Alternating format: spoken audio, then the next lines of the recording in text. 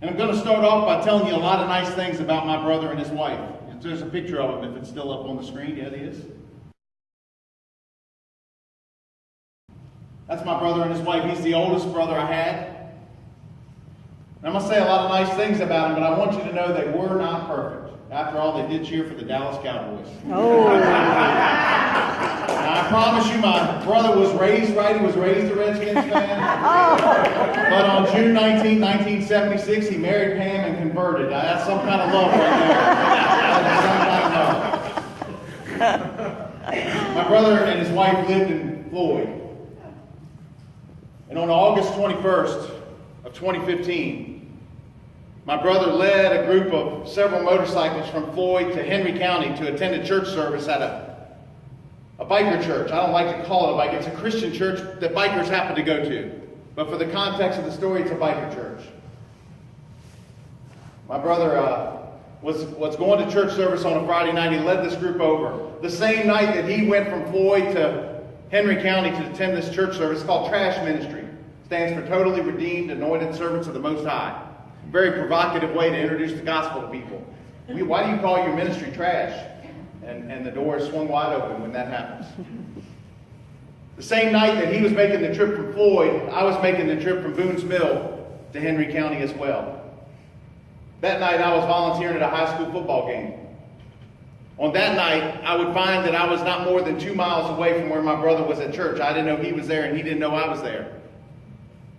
I was a member of the chain crew for the football team.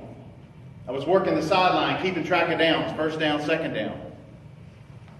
In the second half of the football game, an ambulance that had been parked at the stadium had to leave. Just a half a mile from the stadium, an ambulance had developed a mechanical problem. It had overheated, it caught fire, and it burned up. From the stadium, we could see the column of smoke. We could hear the oxygen cylinders exploding in the heat of the fire. We didn't know it was an ambulance burning at the time. We didn't find that out till later because we couldn't see the actual unit, just the effects of it. By the time the game ended, I left the stadium. They had extinguished the fire, but the road was still closed while they cleaned up and investigated. And when I left, I made a right turn, went to 220, and came on home. I didn't have any issue. But there was a man attending the football game with his 15-year-old son. And as he left the stadium, he made a left turn and went in the direction of where that fire had been. The road was still closed, and as he approached the scene, they put him on a detour. And if you're familiar with the area of Bassett, there's a CVS store right there on Riverside Drive and T.B. Stanley Highway. And as they routed him behind the CVS and he reached the intersection with T.B. Stanley Highway, he made a left turn. When he made a left turn, he accidentally turned into the wrong travel lane. It just so happens that my brother was using the same road to try to travel home. And as this man accidentally turned into the wrong travel lane, he was coming head on at my brother. They tried to avoid each other. Witnesses said my brother overcorrected the handlebars on the motorcycle. The motorcycle skidded off in the grass, never hitting the truck. But my brother and his wife were thrown to the asphalt in front of the truck, with the front wheels rolling over them, crushing and killing them. Word traveled back to the biker church that one of their own was down. Mike Price, the pastor there, trained as a junior pastor under my brother once upon a time. They knew each other well. And Mike likes to say, we're not motorcycle enthusiasts, we're bikers. Long hair, tattoo covered, leather vest wearing bikers, Bible carrying, Jesus loving bikers. And when word traveled back to the church, they wanted to know how bad it was and who was involved and what could they do. And 24 of them got on their Harleys and they poured out to the 2 miles to get to the scene of the accident. And when they arrived, Dan Whitlock, another pastor who had been riding with my brother that night, met them, hung his head and just shook it. It was Bobby. Wasn't anything Mike or the group from Trash Ministry could do for Bobby and Pam. They were gone. They'd been called home. They turned their attention on the driver of the truck. Now, the driver of the truck and his 15-year-old son happened to be black. And there they are on a rural stretch of roadway in southwest Virginia, and they look up and see this mass of humanity that's gathered at the scene. Long hair, tattoo covered, leather vest wearing bikers. And they had just been in this accident. When they looked up and saw this, they were gripped with fear about what's to happen. Think about everything that's going on in our world these days. Ferguson, Missouri. Dallas, Texas. Baltimore, Maryland. A church shooting in South Carolina. And they look up and see this, and this group starts to make their way down TV Stanley Highway to where they are standing, devastated by what's happened. And as they reach them, they encircle them. They lay hands on them and begin to pray for them. Praying that that 15-year-old boy would not be harmed by what he experienced. And praying that the driver of that truck would be lifted and protected from his involvement in the accident. One of the EMS workers, you got to remember, they were on the scene very quickly because the ambulance fire was right here. And one of the workers had come to render care to my brother and his wife. There wasn't anything he could do for them, but he witnessed what was taking place. And he went up to the pastor of the biker church and put his finger in his chest and said, I want to know the God you served, and accepted Jesus Christ as a Savior right there on the side of TV Stanley Highway in the midst of all that was going on. It is evidence of lives lived well when you're positively impacting others even through your passing. And I'm here to tell you, folks, that my brother and his wife lived very well. They lived lives of service to other people. They had served as missionaries in China. He had served as a pastor. She was a nurse. He was a fireman. They had devoted their whole life to improving the condition of other people. And even through their passing, on Sunday, C.J. Martin, the driver of the truck, is in the living room at his house. And his wife is just begging for him, let's just take a walk. Let's just get some air. Let's just go to the mailbox. And he's devastated by what's happened. He can't muster the energy to even lift himself up out of the chair. And the telephone rings. When they answered the telephone, it was my brother's daughter. My brother's daughter was calling to tell this man she had never met, never laid eyes on, did not know, that she understood it was an accident. And as a family, we were going to move on a path of forgiveness. She called to tell this man that she loved him, that she forgave him. Folks, this phone call did not take place months later, weeks later. Within hours of her losing both parents, she's calling a stranger to speak words of life and love and healing into his life. He's told me that the phone call on that day helped him make it to the next day. Let's talk about Monday, the next day. My mom lives in Northern Virginia. She was not going to come to Southwest Virginia until that Thursday, Friday for the visitation and funeral. And on every day I was calling to check on her. The rest of my family lives around her. And on that Monday I called and my sister answered the phone and she said, it's not a good day. I said, that's okay. You let her know I called, and I'll call again tomorrow, and if she feels like it, she can call me later. And about 10 o'clock Monday night, my mom calls me. My phone rings, and I answer it as my mom, and in a broken, coarse voice, she says, did your sister tell you? I said, no, Mom. She just said it wasn't a good day. She said, I got a letter from your brother today. My brother, who was killed in a motorcycle accident Friday night, had handwritten a letter to my mom Friday morning, her telling how much he loved her, how good a mom she had been to us 6 kids, how much he had allowed life circumstances to interfere with his visitation of her, how many opportunities he had missed, and he was looking forward to coming up for her birthday in September. And as I listened to her share with me what was in this letter, all I could muster was, what a treasure. What a treasure. His last thoughts were of you. And I recognized something different in my brother than existed within me. You see, my brother did not part company with you without letting you know you mattered to him. Without letting you know that he loved you. And I didn't live that way. My brother and his wife, they were buried in the same casket together. I didn't even know you could do that. My brother was laid on his back, and his wife of 39 years was laid on her side with his arm wrapped around her and her hands clasped together. It took 10 of us to carry the casket.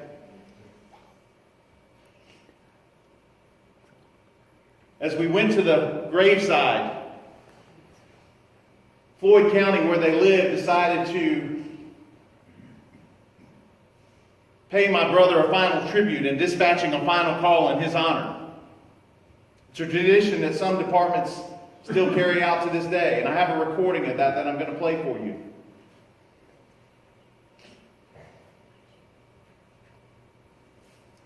You're going to hear a series of tones, and then you're going to hear a dispatcher call for my brother's badge number. He was a retired sergeant with the Fairfax County Fire Department. You'll hear the dispatcher call for badge number 423. And after the third attempt to reach him on the radio, when he doesn't respond, that's when they dispatch the final call.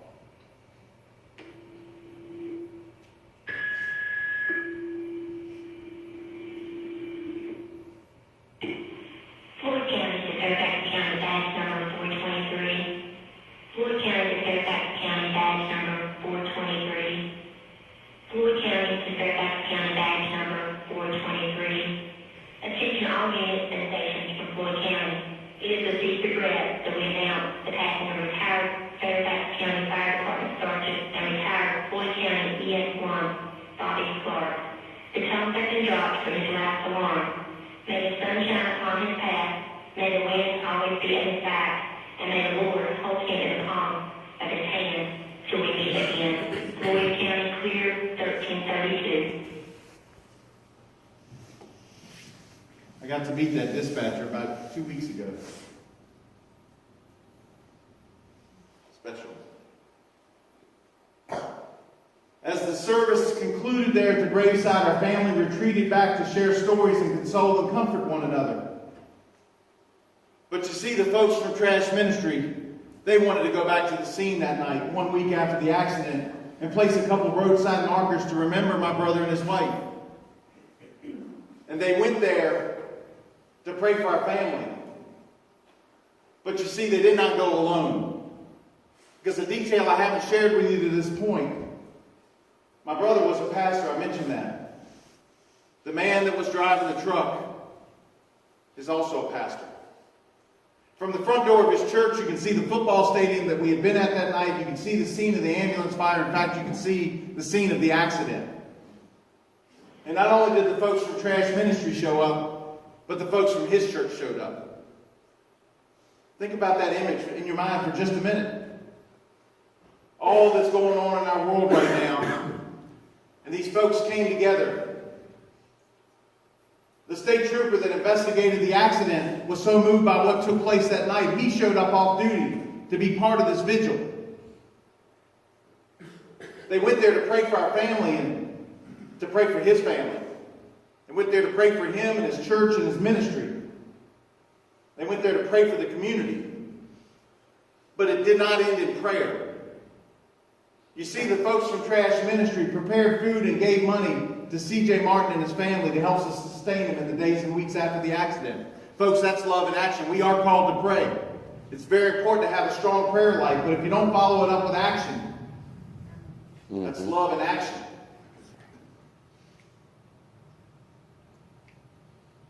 One week after the funeral, C.J. Martin and his wife and a couple leaders from his church made the 1-hour drive to Floyd County to meet with my niece for the first time.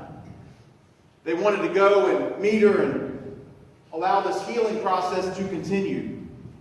I cannot imagine the drive and what must have been going through their minds as they made the trip from Bassett to Floyd. What were they going to find? They'd already had this one phone encounter. C.J. shared with me that when their deacon, Jacoby Stanley, got out of the car and went to knock on the door to see if they were at the right house, this is what he described to me. Robin opened the door, my niece. She brushed past the deacon and sprinted to the car he was in. And when he climbed out of the automobile, she threw her arms around his neck and told him that she loved him. She is her parents' daughter. C.J. Martin was charged in the accident.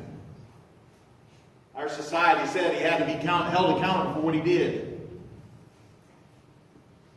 And about 5 days before he was to appear in court, I got a stirring in me that I needed to be there. I didn't want to go. Our family was moving on a path of forgiveness. I prayed if I showed up in that courtroom and couldn't hold it together, maybe the judge makes it worse on him. The day of his trial was October 26th at 2 p.m. I live in Boone's Mill. That morning I drove to Roanoke to my office to work. By 9 o'clock I was sitting at my desk getting myself ready for the week. By 10 o'clock the feeling that I needed to be in that courtroom was so strong I couldn't sit there anymore. I had to go. And I got into my car and I made the 1-hour drive south to the Henry County Courthouse. As I got south of Rocky Mountain, a message came across my spirit. I need you to pay the fine. Pay the fine. This could be thousands of dollars. My wife didn't know where I was going. My family didn't know where I was going. What do you mean you need me to pay the fine? The very next message was, you don't worry about a thing. You show up and be ready to pay the fine and I'll make it way. Told you my brother was a pastor. I wasn't in church. My brother would try to draw me closer. I didn't want it. Didn't want any part of it.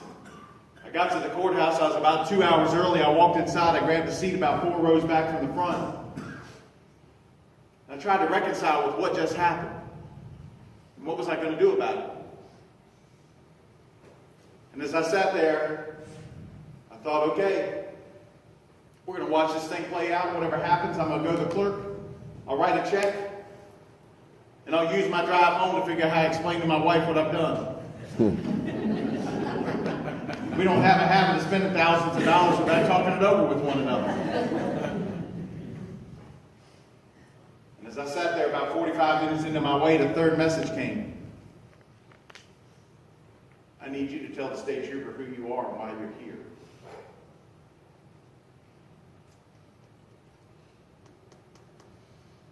There were 3 state troopers standing in front of the courtroom that day. I thought, how in the world am I going to go explain this? It's not my idea to be here. It wasn't my idea to pay the fine. If I go up and tell one of these guys what I'm here, they're going to lock me up.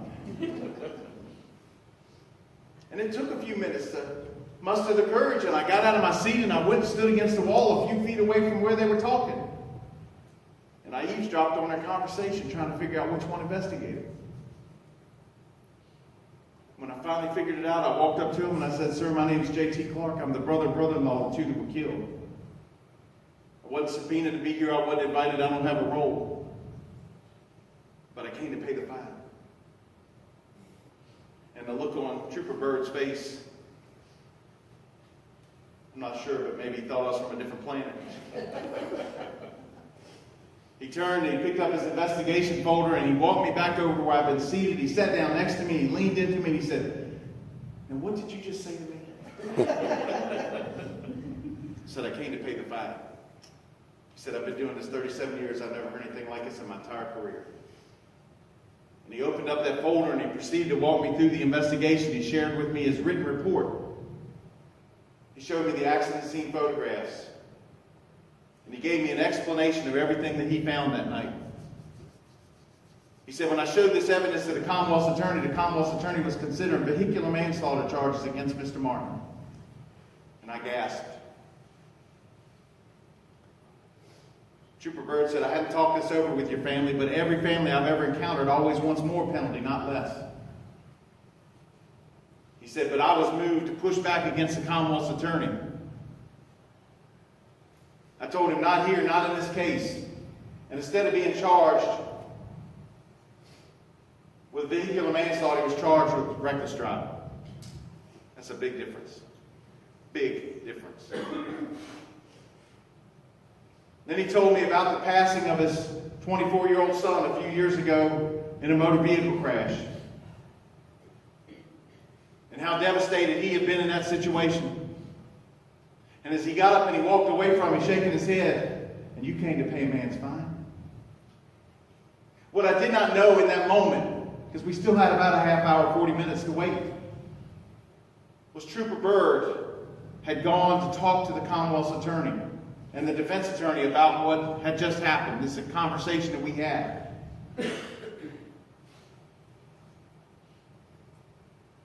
After a period of time, the judge enters the courtroom and he calls the case, and I see for the first time who C.J. Martin is. C.J. comes forward with his attorney, the Commonwealth's attorney, and the state trooper, and all four of them are standing there before Judge Jedron. And the defense attorney says, "Your Honor, we're prepared to accept a plea deal for improper driving." And I remember the look on the judge's face. He was like, "Improper driving? I got two dead people here. Somebody's going to have to explain something to me."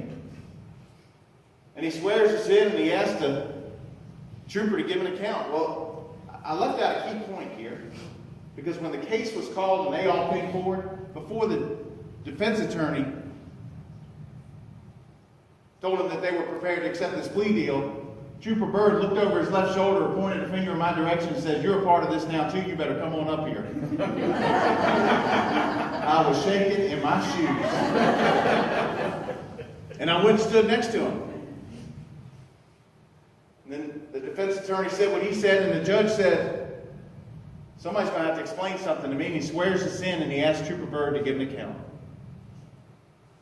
And you see, Trooper Byrd told the judge the Bay Area same story he had told me 45 minutes before. He showed him the very same photographs. When he got to the end, he says, "Your Honor, there's two more things you need to know. This is J.T. Clark. He's the brother and brother-in-law of the two that were killed.